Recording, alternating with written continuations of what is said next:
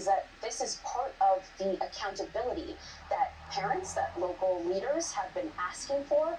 And they feel like DPS is among the agencies that have not been transparent enough, have not been frank enough, haven't released enough documents. For example, people have pushed them to release their sort of a form that explains their policies so they could more easily compare. These are the policies, these are the expectations those officers operated under, and this is what we actually saw happen. But the agency still hasn't released that information. And so, everyone from local people who live here to people like Senator Roland Gutierrez have been demanding more and placing the blame in part on DPS's feet.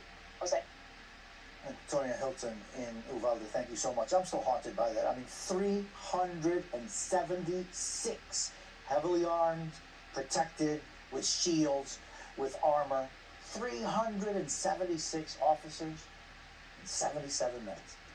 It's hard to understand. It is indeed. Thanks. Up next. Now, you heard it correct. They're investigating 376 officers in that Uvalde, Texas mass shooting a few months ago. But only 5 is under investigation. And they released this information the first day of school that these kids got to go back. The fact of the matter is this.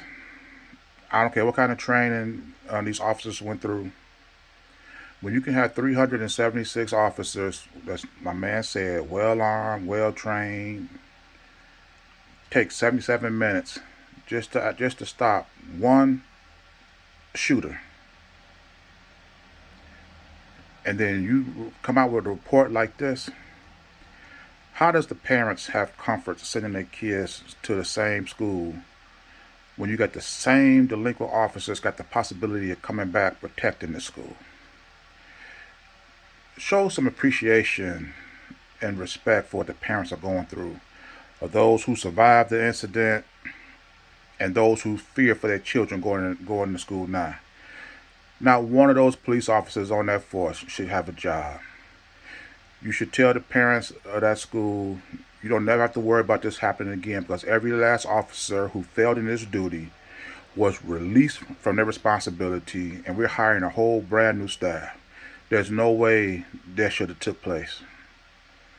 I don't know what kind of training they went through, how many different scenarios they went through, but when you have one shooter hold off 376 trained police officers, whatever you're doing ain't right, and not one of them people should be allowed the responsibility of safeguarding a community, a neighborhood. They shouldn't even be in charge of watching their own family.